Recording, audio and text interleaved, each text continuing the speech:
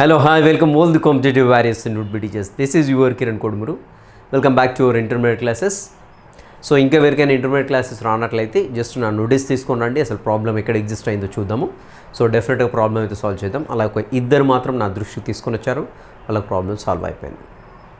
Right, last previous సెషన్లో మనము respiratory సిస్టంలో భాగంగా ఆక్సిజన్ ఏ విధంగా ట్రాన్స్పోర్ట్ అవుతుందనే విషయం చూసాం. సో ఆక్సిజన్ ట్రాన్స్పోర్ట్ అంటే ఎక్కడ నుండి ఎక్కడికి కావాలని చూసినట్లయితే from the lungs to the tissues of a body. So ఏ విధంగా ట్రాన్స్పోర్ట్ ఉందని చూసాము. సో ఒక బ్యూటిఫుల్ మెకానిజం. సో అలాంటి బ్యూటిఫుల్ మరొక మెకానిజం మనం చూడబోతున్నాం ఈరోజు సెషన్లో. That is carbon dioxide transport from the tissues to the lungs. So అసలు అసలు మన బాడీ ఎంత ప్లాన్డ్గా, ఎంత కంట్రోల్డ్గా డిజైన్ చేయబడిందంటే అసలు ఈ మెకానిజం చూసినా అర్థమైపోతూ ఉంటుంది మనకి. సో నేను ఎప్పుడు మ్యాక్సిమం సెషన్స్లో చెప్తుంటాను మన బాడీ ఎంత ప్లాన్డ్గా డిజైన్ చేయబడింది అనేది. సో కొన్ని మెకానిజమ్స్ చూస్తూ ఉంటే అలా అనిపిస్తుంది అంతే, ఇంకా ఆ సబ్జెక్ట్ని ఎంజాయ్ చేసి తీరాల్సిందే. రైట్, బట్ ఇక్కడ చాలామందికి ఇక్కడ ఏంటంటే మనకి ఈ కార్బన్ డైఆక్సైడ్ ట్రాన్స్పోర్ట్ అనేది చాలా కన్ఫ్యూజ్డ్గా ఉంటుంది, కన్ఫ్యూజ్ చేస్తుంది అని. సో అలాంటి కన్ఫ్యూజన్ ఏమీ లేదు, వెరీ క్లియర్గా ఈ సెషన్లో మనం తెలుసుకోబోతున్నాం అండ్ ఎంజాయ్ చేస్తూ తెలుసుకోబోతున్నాం అది కూడా. రైట్, సో దాంతోపాటుగా మనకి క్లోరైడ్ షిఫ్ట్, క్లోరైడ్ విస్థాపనము అంటే ఏంటో కూడా చూడబోతున్నాం. అసలు క్లోరైడ్ షిఫ్ట్ అనేది ఎందుకు అవుతుంది అనేది కూడా చూద్దాం. రైట్, సో లేట్ చేయకుండా సెషన్లోకి ఎంటర్ అయిపోదాం. సో ఈరోజు టాపిక్ వచ్చేసి ఏంటంటే carbon dioxide transport of carbon dioxide.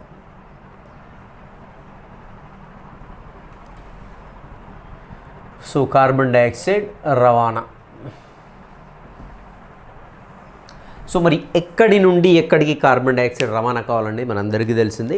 So carbon dioxide అనేది ఎక్కడ ప్రొడ్యూస్ అవుతుందని చూసినట్లయితే సెల్లో ప్రొడ్యూస్ అవుతూ ఉంటుంది. సో సెల్ ఎందుకు ప్రొడ్యూస్ అవుతుందంటే సెల్యులర్ రెస్పిరేషన్ అవుతుంది కాబట్టి అక్కడ కార్బన్ డైఆక్సైడ్ ప్రొడ్యూస్ అవుతుంది. సో మరి కార్బన్ డైఆక్సైడ్ ఏ విధంగా మనకి ఎక్కడికి చేర్చబడాలి, అల్టిమేట్గా ఫైనల్గా మనకి it has to be sent to the lungs.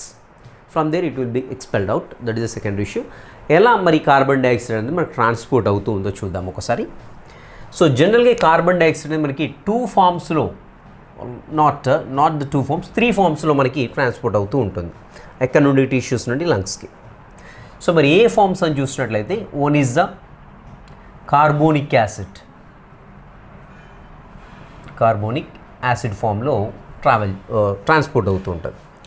So మరి కార్బోనిక్ యాసిడ్ ఎక్కడ ఏర్పడుతుందని చూసినట్లయితే ఇక్కడ టిష్యూస్లో లిబరేట్ అయినటువంటి కార్బన్ డైఆక్సైడ్ అనేది ప్లాస్మాలో ఉండేటువంటి వాటర్తో కలుస్తుంది. మనకు తెలిసిందే ప్లాస్మాలో వాటర్ వచ్చేసి almost all 91 to 90% of water is present in the plasma.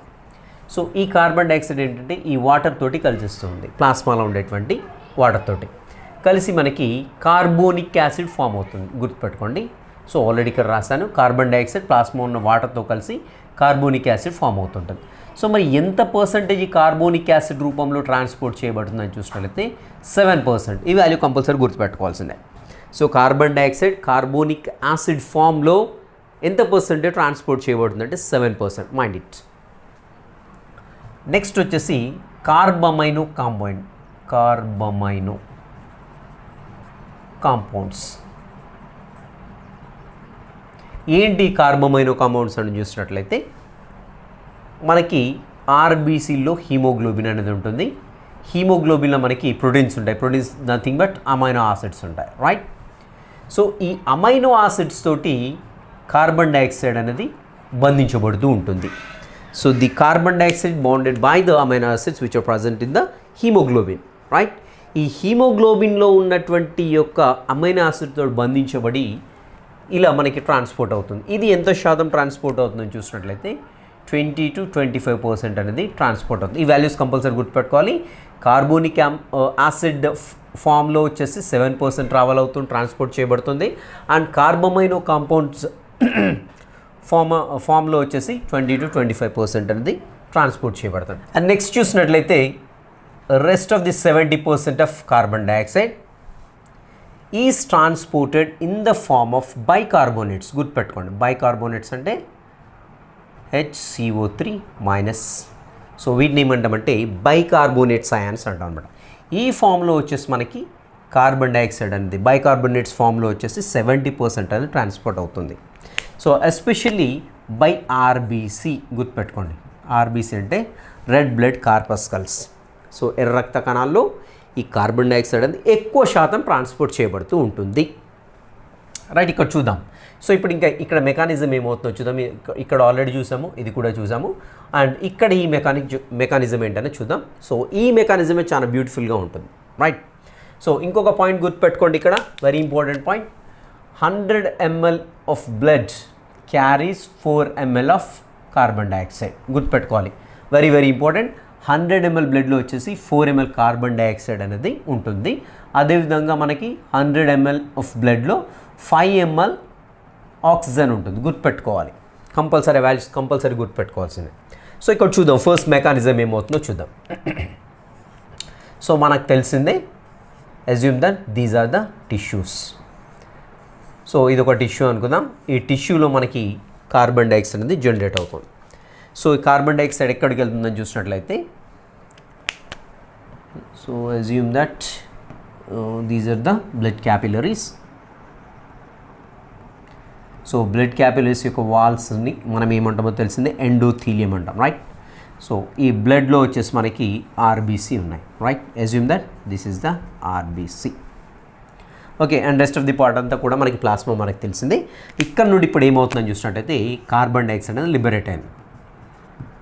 Carbon dioxide బయటకు వచ్చింది, ఎక్కడ నుండి టిష్యూస్ నుండి వచ్చేసింది. రైట్, టిష్యూస్లో సెల్యులర్ రెస్పిరేషన్ జరిగింది. సో ఆక్సిజన్ తీసుకోబడ్డది అండ్ కార్బన్ డైఆక్సైడ్ అనేది లిబరేట్ అయిపోయింది. So as the carbon dioxide is liberated, so ఇక్కడ ఏమవుతుందంటే partial pressure of the carbon dioxide is very very more in case of tissues. So అప్పుడు ఇక్కడ ఏమవుతుందని చూసినట్టు బ్లడ్లో partial pressure of carbon dioxide తక్కువగా ఉంటుంది. So ultimately by the simple diffusion this carbon dioxide enters into the RBC. So ఆర్బీసీలోకి enter అయిపోయింది carbon dioxide. Is it clear? So ఇక్కడ కార్బన్ డైఆక్సైడ్ ఆర్బీసీలోకి ఎంటర్ కాగానే ఏమవుతుందంటే ఆర్బీసీలో మనకి వాటర్ కూడా ఉంటుంది. సో ఈ వాటర్ ప్లస్ ఈ కార్బన్ డైఆక్సైడ్ రెండు కూడా కలుస్తాయి. ఇక్కడ కలిసి ఏం ఏర్పడుతుందని చూసినట్టయితే మనకి H2CO3 అంటే కార్బోనిక్ యాసిడ్ అనేది ఫామ్ అవుతుంది. సో దీని యొక్క రియాక్షన్ని మనకి చేయడానికి ఈ యొక్క ఆర్బీసీలో ఒక ఎంజైమ్ ఉంటుంది, carbonic ఎన్హైడ్రేస్.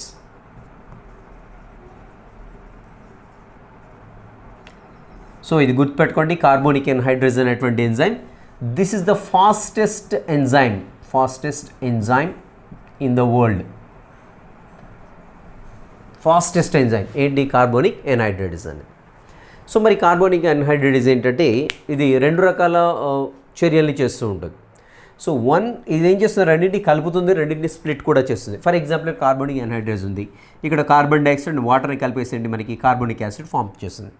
So at the same time ఇది రివర్స్ యాక్షన్ కూడా చేస్తుంది అనమాట. So depending on the situations, depending on the surroundings, so ఇది రివర్స్ కూడా పనిచేస్తుంది. అంటే ఏం చేస్తుంది రివర్స్? దట్ మీన్స్ ఏంటంటే ఈ కార్బోనిక్ యాసిడ్ అయితే ఏదైతే ఉందో దీన్ని కార్బన్ డైఆక్సైడ్ H2గా స్ప్లిట్ చేయగల కెపాసిటీ కూడా ఉంటుంది. ఇది గుర్తుపెట్టుకోండి, వెరీ ఇంపార్టెంట్. నెక్స్ట్ ఏంటంటే మళ్ళీ అగైన్, సో ఇదే ఎంజైమ్ ఇక్కడ దీనిపైన పనిచేస్తుంది, కార్బోనిక్ యాసిడ్ పైన పనిచేసి వీటిని రెండుగా స్ప్లిట్ చేసేస్తుంది. సో రెండుగా స్ప్లిట్ చేయడం అంటే H+ అయాన్స్గా స్ప్లిట్ చేస్తుంది. Next HCO3 bicarbonates ions split చేసేస్తూ ఉంటుంది. స్ప్లిట్ చేసిన తర్వాత ఏమవుతుందంటే ఈ ఆర్బీసీ చుట్టూ ఉండేటువంటి మెంబ్రెయిన్ ఏదైతే ఉందో this particular membrane is permeable to some kinds of ions only, but not H+ ions. H+ అయాన్స్ని బయటికి పోనివ్వదు, పర్మిషన్ ఉండదు.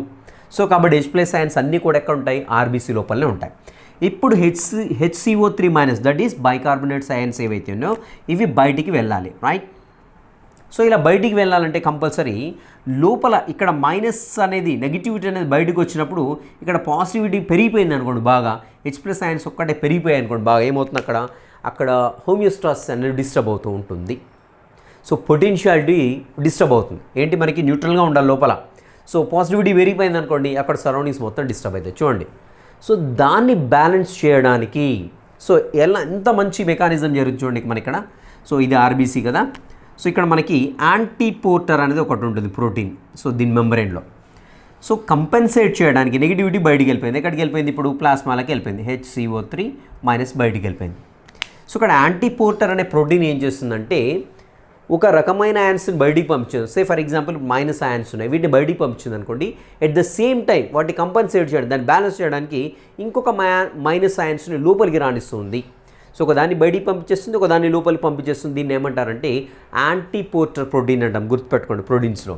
So these are the membrane proteins ఇవన్నీ కూడా. సో ఇప్పుడు HCO3 మైనస్ అయాన్స్ అన్నీ కూడా ఏమయ్యాయి, బయటకు వచ్చేసాయి. సో దీన్ని కంపన్సేట్ చేయడానికి ఏమవుతుందంటే ఈ యాంటీపోర్టర్ నుండి క్లోరైడ్ అయాన్స్ లోపలికి వస్తూ ఉంటాయి. గుర్తుపెట్టుకోండి, క్లోరైడ్ అయాన్స్ అనేవి లోపలికి వస్తూ ఉంటాయి. రైట్. సో దీన్ని ఏమంటామంటే క్లోరైడ్ షిఫ్ట్ లేదంటే క్లోరైడ్ విస్థాపనము అంటాము.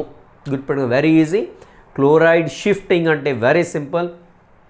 మనకు ఆర్బీసీలో ఏదైతే బైకార్బోనేట్ అయాన్స్ ఫామ్ అవుతూ ఉంటాయో అవి ఏంటంటే ప్లాస్మా మెంబ్రేన్ బయటికి వస్తుంటాయి. ఈ యొక్క ఒడిసే న్యూట్రాలిటీని మెయింటైన్ చేయడం కోసము యాంటీపోర్టర్ అనేటువంటి ప్రోటీన్ ఆర్బీసీ మెంబ్రేన్లో ఉంటుంది. ఇక్కడ నుండి ఏం చేస్తుందంటే క్లోరైడ్ అయాన్స్ మొత్తం కూడా లోపలికి పంపించేస్తుంది. సో ఎందుకంటే ఇక్కడ నెగిటివ్ ఏదైతే ఛార్జ్ అయాన్స్ ఉన్నాయి బయటకు వచ్చాయి, సేమ్ నెగిటివ్ ఛార్జ్ ఉన్న అయాన్స్ లోపలికి పోతే ఏంటి, లోపల అట్మాస్ఫియర్ మొత్తం కూడా న్యూట్రల్గా ఉంటుంది. మరి H+ సంగతి ఏంటి, ఈ అయాన్స్ బయటకు వచ్చాయి, ఈ అయాన్స్ కూడా స్ప్లిట్ అయ్యాయి కదా, వీటి సంగతి ఏం చూసినట్లయితే ఆర్బీసీలో ఉండేటువంటి హీమోగ్లోబిన్ ఏదైతే ఉందో ఈ H+ అయాన్స్ని తీసుకొని అది బఫర్ లాగా యాక్ట్ చేస్తూ ఉంటుంది. అంటే H+ అయాన్లను గ్రహిస్తుంది కాబట్టి హీమోగ్లోబిన్ దానికి ఒక మంచి బఫర్ లాగా పనిచేస్తుంది. అంటే H+ అయాన్స్ అనేది తీసేసుకుంది అనమాట. చూడండి, సో ఇంత బ్యూటిఫుల్ మెకానిజం అనేది ఇక్కడ అవుతూ ఉంటుంది. రైట్. సో ఇదేంటి, ఇప్పుడు ఇంకా ఈ బ్లడ్ అనేది ట్రావెల్ చేస్తూ ఉంటుంది. సో చేసిన తర్వాత ఇది ఇక్కడ వచ్చేసి లంగ్స్ అనుకుందాం. Lung that means alveoli, alveolus, ఇది ఒక ఆల్వియోలస్ అనుకుందాం. సో ఇప్పుడు ఇక్కడ నుండి ఇక్కడ ట్రావెల్ చేస్తుంది, ఇక్కడికి వచ్చేస్తుంది.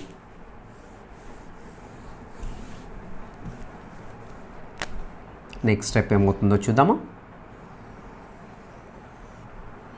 సో ఆర్బీసీ కొంచెం పెద్ద గీసాను, ఇక్కడ చాలా చిన్నగా ఇరుగిరుగు అయిపోయింది కనపడలేదని కొంచెం పెద్ద గీసాను. సో ఇది వచ్చేసి మనకి ఏంటంటే ఆల్వియోలస్. సో ఇప్పుడు ఏమేమి ఉన్నాయి ఇక్కడ అని చూసినట్లయితే మనకి ప్లాస్మాలో వచ్చేసి HCO3 that is bicarbonate ions ఉన్నాయి. రైట్. సో నెక్స్ట్ ఇక్కడ లోపల ఏమన్నా ఇంకా H+ అయాన్స్ ఉన్నాయి. సో ఇంకా ఏముంది ఇక్కడ అని చూసినట్లయితే కార్బోనిక్ ఎన్హైడ్రేజ్ అనేటువంటి ఎంజైమ్ ఉంది. సో ఇవేం చేస్తాయో చూద్దాం. ఇప్పుడు ఏమవుతుందంటే అగైన్ మనకి ఇక్కడ చూడండి, ఊపిరితిత్తుల దగ్గరికి రాగానే, ఆల్వియోస్ దగ్గర రాగానే బ్లడ్లోనికి HCO3 మైనస్ అయాన్స్ ఏవైతేనో బైకార్బోనేట్స్ అయాన్స్ ఏవైతేనో ఇన్ఫ్లక్స్ అవుతూ ఉంటాయి. So at the same time మనకి క్లోరిన్ అయాన్స్ అనేవి బయటికి వచ్చేస్తాయి. క్లోరైడ్ అయాన్స్ బయటకు వస్తుంటాయి, ఇన్ఫ్లక్స్ అవుతూ ఉంటాయి అన్నమాట. సో ఆల్రెడీ మనకి ఇక్కడ ఏంటి, వాటర్ అనేది అవైలబుల్గా సో ఇలా HCO3 మైనస్ వచ్చిన తర్వాత H+ అయాన్స్ దీంతో కలుస్తాయి. కలిసిన తర్వాత ఏమవుతుందని చూసినట్లయితే ఇక్కడ H2O వాటర్ అనేది H2CO3 కార్బోనిక్ యాసిడ్ ఫామ్ అవుతూ ఉంటుంది. రైట్. సో ఇది ఏది ఇనిషియేట్ చేస్తుందని చూసినట్లయితే అగైన్ కార్బోనిక్ ఎన్హైడ్రేజ్ అనేటువంటి enzyme HCO3 minus and H+ ఎక్కడ నుండి వచ్చాయి, హీమోగ్లోబిన్ రిలీజ్ చేసింది. రిలీజ్ చేయగానే ఇక్కడ మనకి కార్బోనిక్ యాసిడ్ అనేది ఫామ్ అయిపోయింది.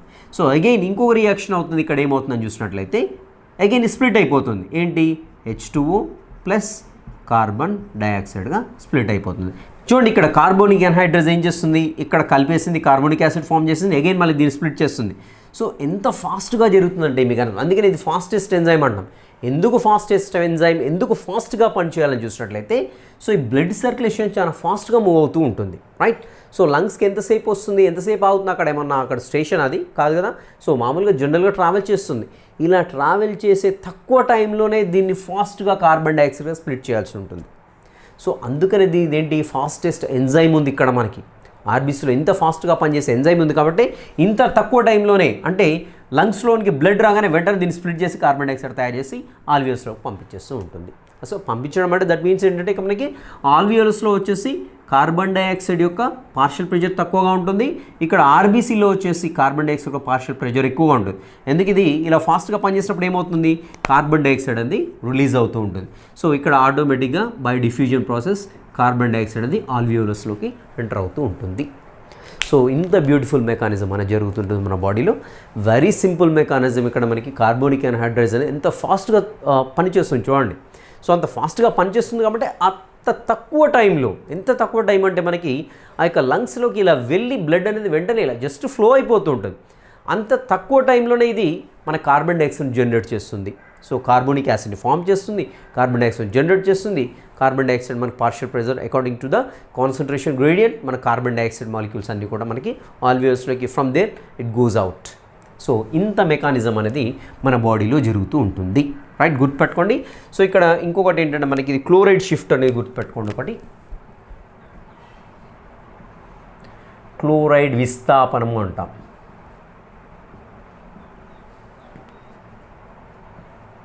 Chloride shift sorry. సో దీన్ని హ్యాంబర్గర్స్ షిఫ్ట్ అని కూడా అంటాము. హ్యాంబర్గర్స్ దృగ్విషయము లేదంటే ఫినామినన్ లేదంటే హ్యాంబర్గర్స్ షిఫ్ట్, హ్యాంబర్గర్స్ ఫినామినన్ లేదంటే హ్యాంబర్గర్స్ దృగ్విషయం అని కూడా అంటాము. హ్యాంబర్గర్స్ దృగ్విషయం అంటే మనకు ఆల్రెడీ తెలిసిందే. ఇక్కడ ఎప్పుడైతే కార్బన్ డైఆక్సైడ్ అనేది ఆర్బీసీలో ప్రవేశిస్తుందో మనకి కార్బోనిక్ యాసిడ్ అనేది ఫామ్ అవుతుంటుంది. సో కార్బోనిక్ యాసిడ్ ఫామ్ అయిన తర్వాత అగైన్ మనకి స్ప్లిట్ అయిపోయి HCO3 బైకార్బోనేట్ అయాన్స్ అదేవిధంగా హైడ్రోజన్ అయాన్స్ అనేవి ఫామ్ అవుతుంటాయి. ఈ యొక్క బైకార్బోనేట్ అయాన్స్ అనేవి ఈ యొక్క ఆర్బీసీ నుండి బయటకు వచ్చేస్తుంటాయి.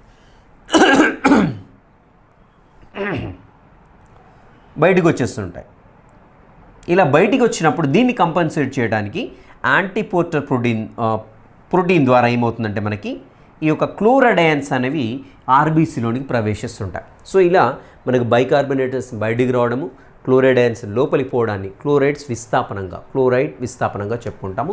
దీన్ని హ్యాంబర్గర్స్ షిఫ్ట్ అని కూడా అంటాము, క్లోరైడ్ షిఫ్ట్ అని కూడా అంటాం. ఇది బాగా గుర్తుపెట్టుకోండి. Very simple, very simple and very beautiful mechanism. ఇది వచ్చేసి మనకి కార్బన్ డైఆక్సైడ్ ఈ విధంగా ట్రాన్స్పోర్ట్ అవుతుంది, అదేవిధంగా క్లోరైడ్ షిఫ్ట్.